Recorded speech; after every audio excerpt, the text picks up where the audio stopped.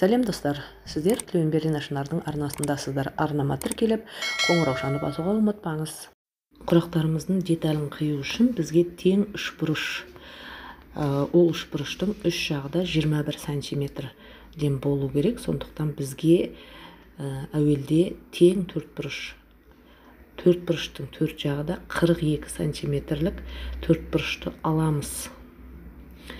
Мына газеттің бір жақ шеті 42 сантиметр дәлдеп алдық та, екінші үшбұрышқа бүктеп газетті артық жерін қиып тастаймыз.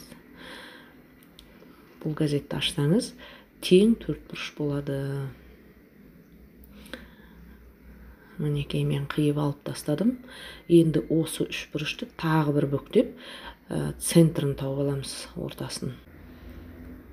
Одан кейін соның тең ортасын белгілеп аламыз да, ішке қарай бүктеп, мына оң жағында екі бұрышын ішке қарай бүктегенде, мінекей, тең үш бұрыш болу керек осындай.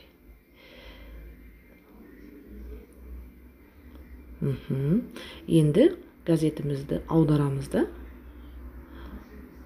ар жақ бетінен,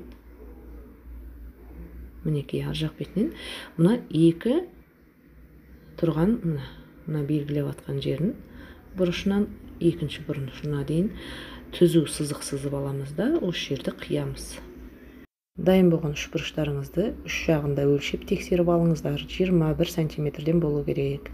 Назарларыңызға рахмет. Келесі видеода кездескенше.